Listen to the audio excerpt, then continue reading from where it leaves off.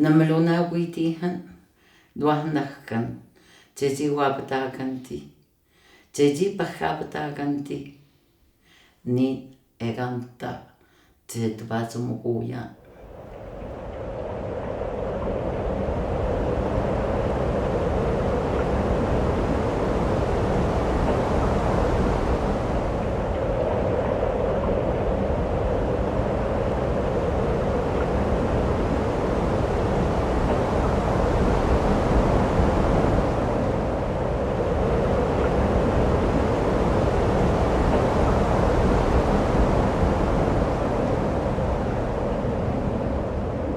Moi, j'ai l'âge des personnes qui ont connu le nomadisme. On a marché tout le Québec finalement. C'est pour chasser le caribou.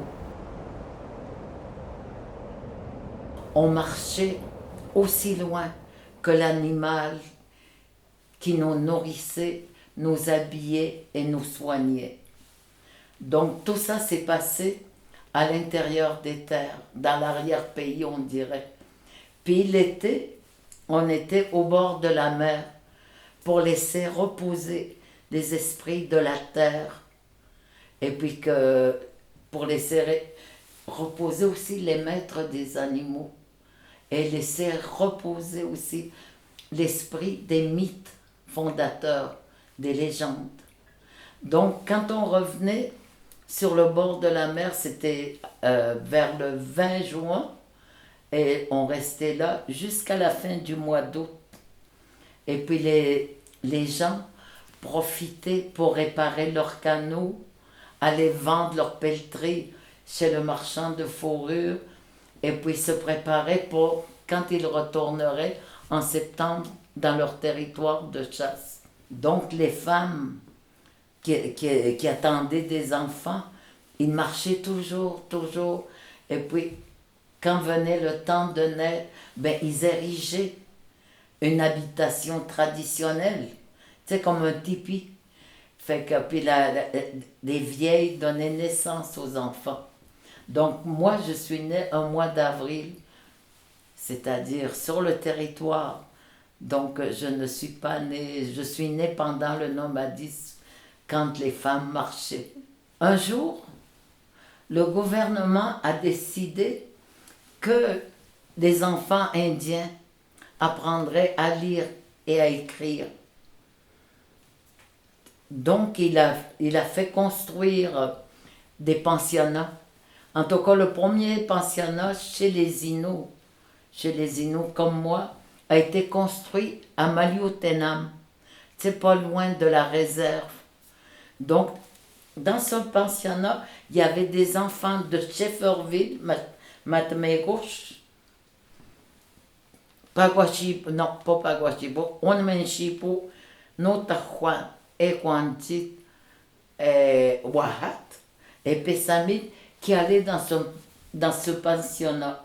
Et puis personne, on ne parlait pas français là, c'était une langue qu'on n'entendait jamais.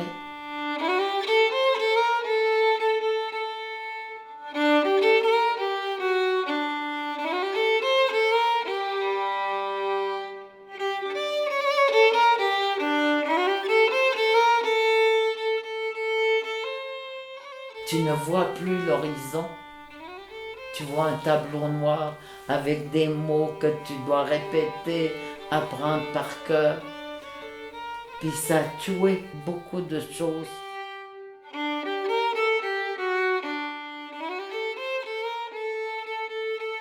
Si j'avais continué à vivre avec mes parents, mes grands-parents, j'aurais appris mon identité, ma culture et ma spiritualité. Mais au pensionnat, on a appris à prier Dieu, hein? Et puis on n'entendait plus parler des maîtres des animaux, comme le maître du caribou, le maître des animaux aquatiques, le maître des animaux qui ont des ailes et les maîtres des animaux à fourrure qui nous gardaient au chaud. Donc, Tout ça, on a dû oublier parce qu'il fallait apprendre une langue seconde qu'on n'avait jamais entendue. Et tranquillement, on apprenait le français et tranquillement, on s'éloignait on s'éloignait de ce que nous étions au plus profond de nous-mêmes. Tu sais, plus tu restais au pensionnat longtemps, plus tu t'éloignais de la mémoire des ancêtres. Donc, du nomadisme. Puis on perdait beaucoup la langue.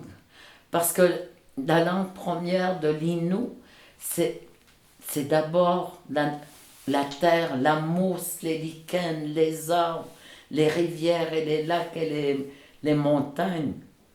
Donc, tu sais, on était enfermés dans un pensionnat, tu sais, avec un, un espace restreint. C'est ça, c'est ça. Donc, tranquillement, on a oublié notre identité première pour apprendre à lire et à écrire. Ona hana teimu, tjega mastokwanchi. Ona hana teimu, hi pōkata pātamahu. Ona hana teimu, notan kāpampan isu. Ona hana teimu, hwateo kācha hōge aku. Waitamu, nantam te haji. Waitamu, nantam te haji ta. Chin ko hokui kuin. Tamu homat te peho kwat te taia. Te tiwapat nin kamato pokatanut kawapataman te poamonta. Esku tahnamat neltsagan. Chin napeu. Chin kaakui kuin. Esku tahnamat neltsagan. Chin chaman yung kawapataman. Te peten stay. Miamatsu. Kay hapetuat.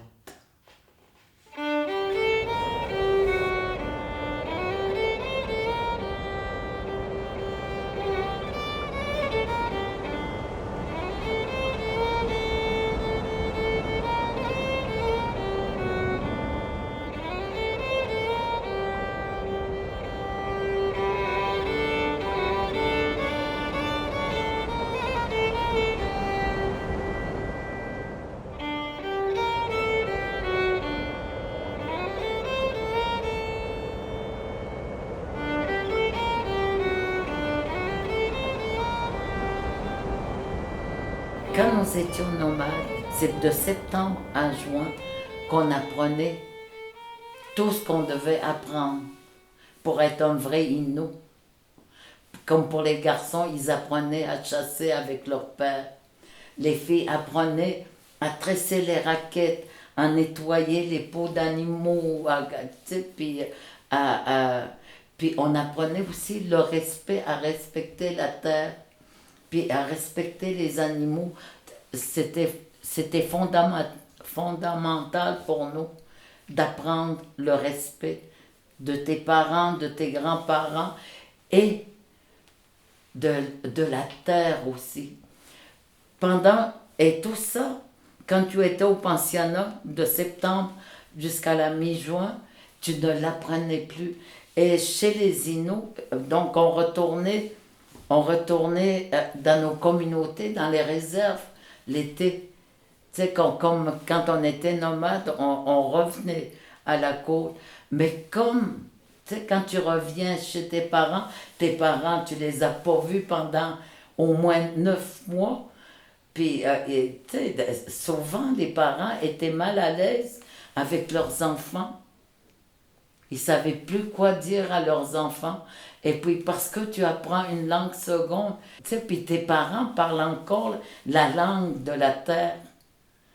Alors, tu sais, tu les comprenais pas toujours. Et puis, ce qui était bien important aussi, tu sais, quand tu es nomade, c'est que la parole, le jour, elle est moins importante. Mais c'est le soir, que la parole prenait toute son importance.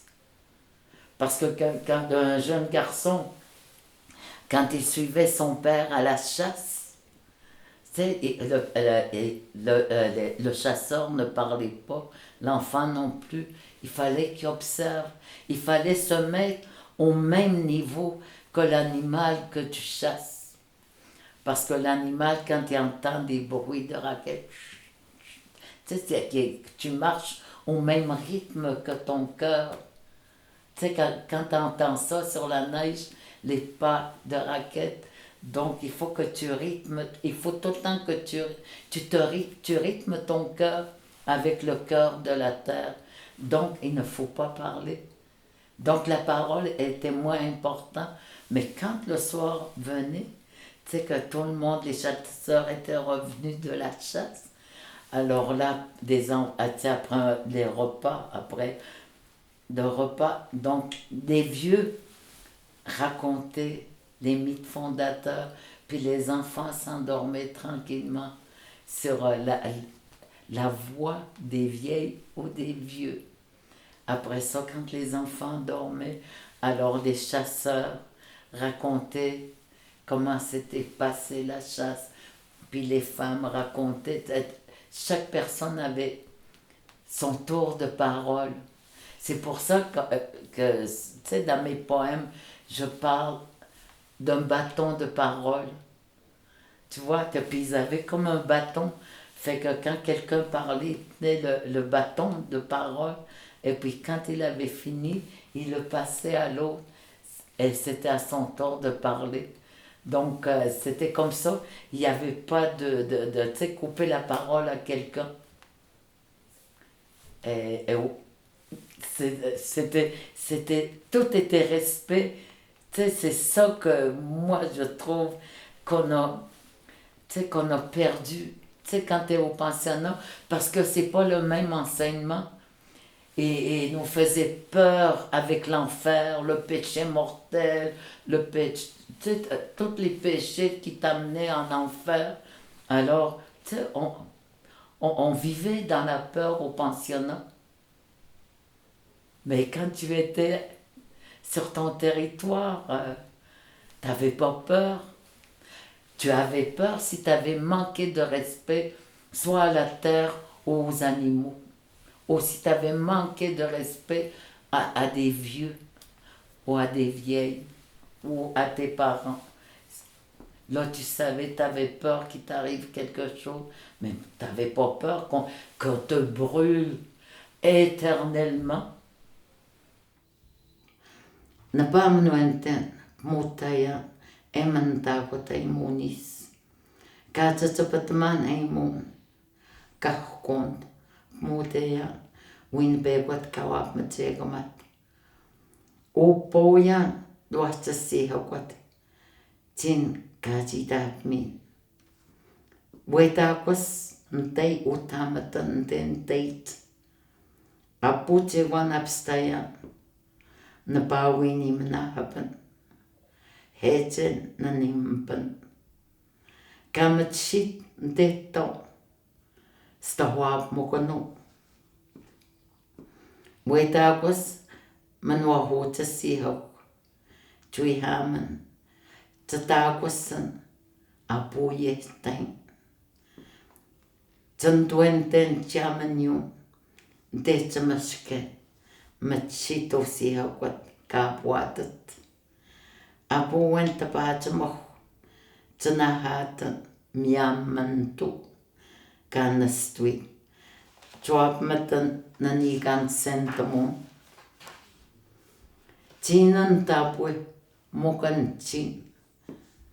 Tabehwapaten, kasno tewan katapataman. Tantatatan, wehma tabetatan.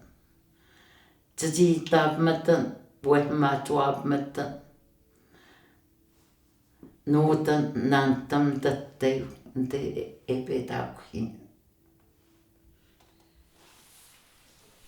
L'animal premier pour nous, chez les Inuits, c'est le caribou.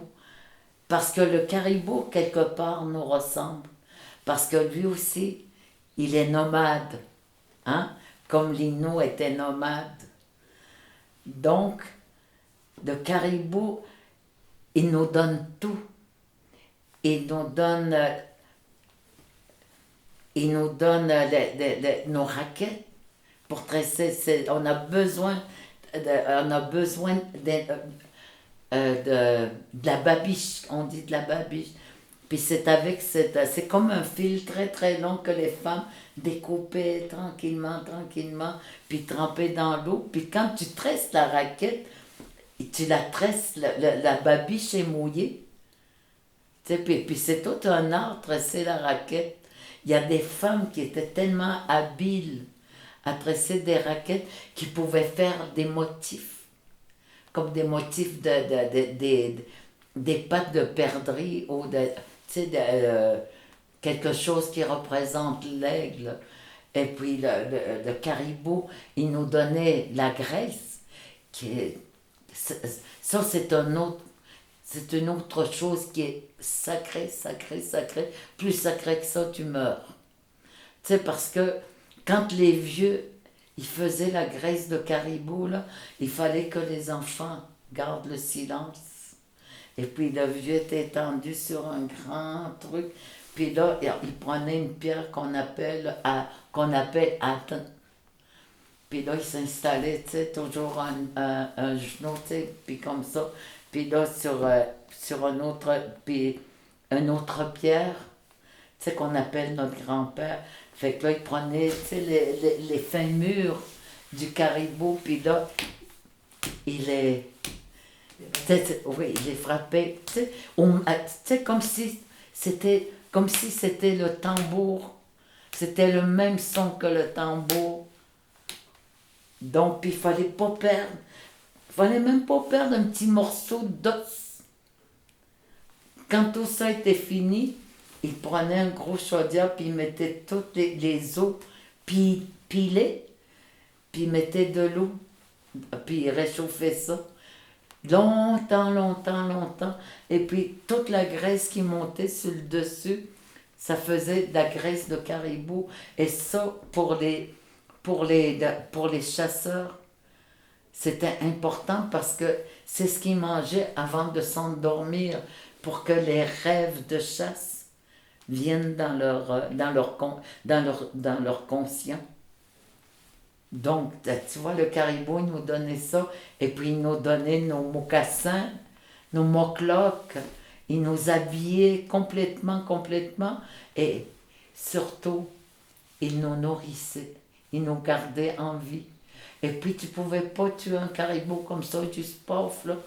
Il fallait que tu fasses un bruit, un espèce de bruit, et puis quand le caribou tournait dans ta direction, c'est comme si il s'abandonnait pour te nourrir, pour nourrir ta famille. C'est l'animal, c'est un animal comme, je sais pas comment je pourrais dire chez un autre peuple. C'est comme peut-être, tu sais, les vaches pour un fermier.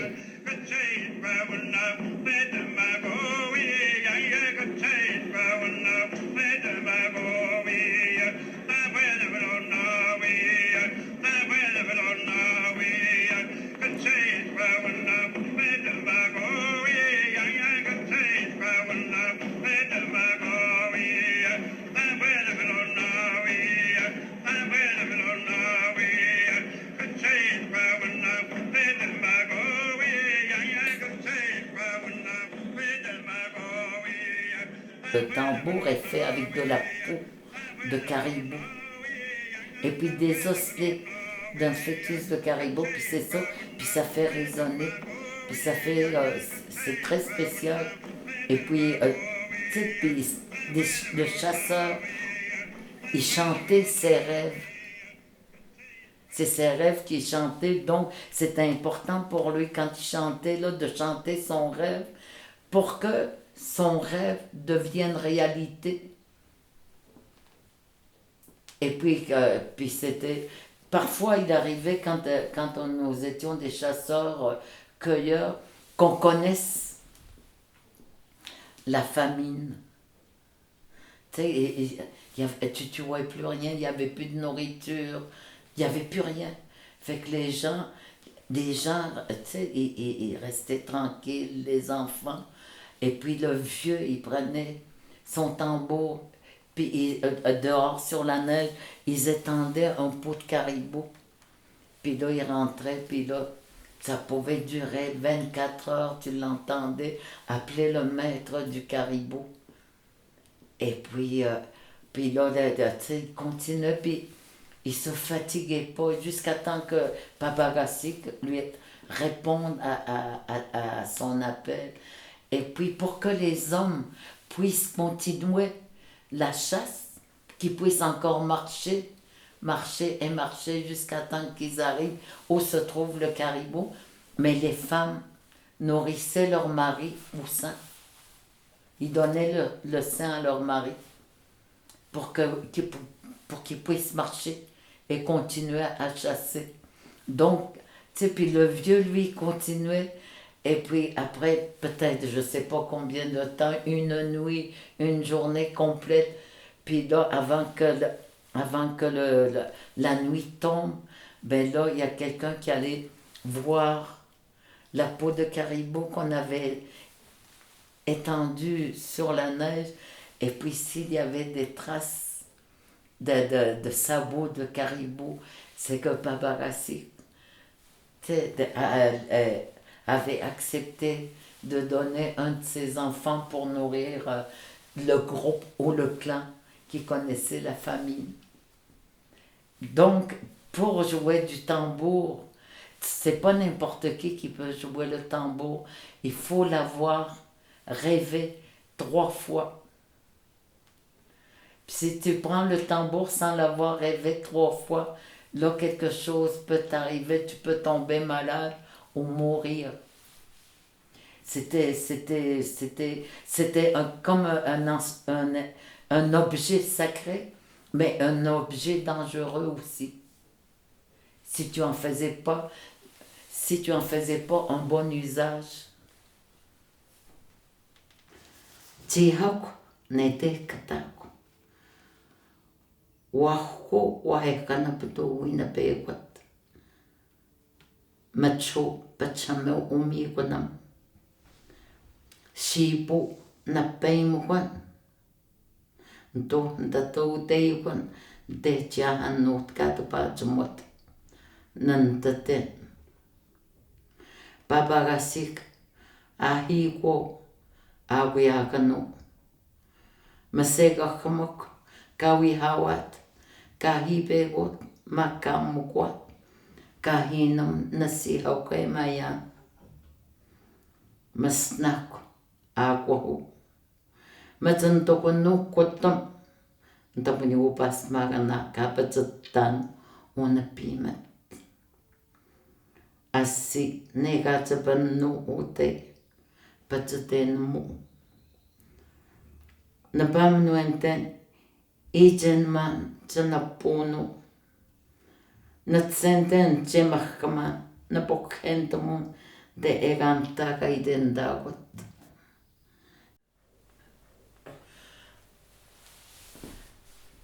Je suis restée au pensionnat de 5 ans à 19 ans.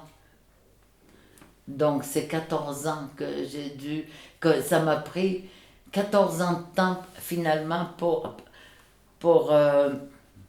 vraiment bien me débrouiller dans la langue française parce qu'au pensionnat, entre nous, on continuait à se parler en Innu. Ça a été un des pensionnats les moins pires. Parce que dans l'Ouest canadien, je connais des amis à moi qui sont allés dans des pensionnats où ils se faisaient battre s'ils parlaient leur langue.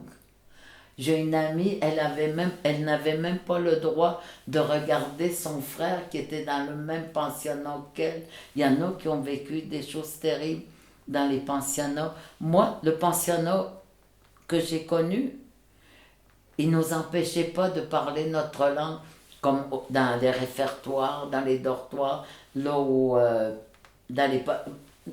sauf quand on était dans la classe, on n'avait pas le droit du tout de parler un seul mot Innu.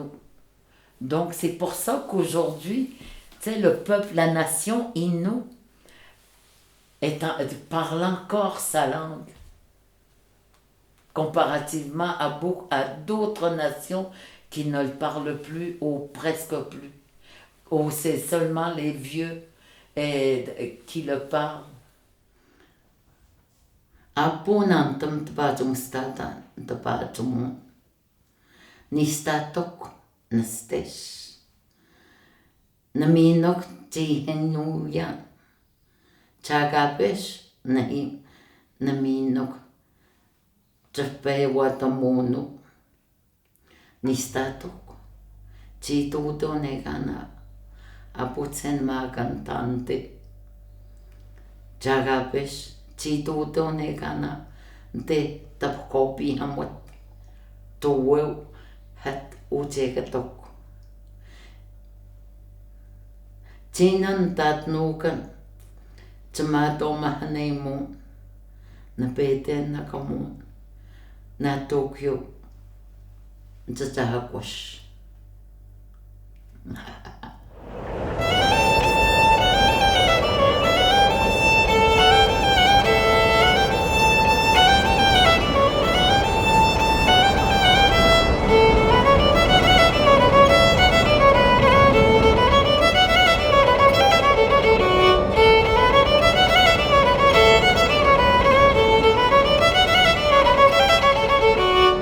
Aujourd'hui, ce qui est très important pour moi, c'est d'écrire de la poésie dans ma langue pour des générations futures. Et le plus extraordinaire dans tout ça, aujourd'hui, 2017, je suis à Ostana. Je suis invitée parce que j'écris dans ma langue.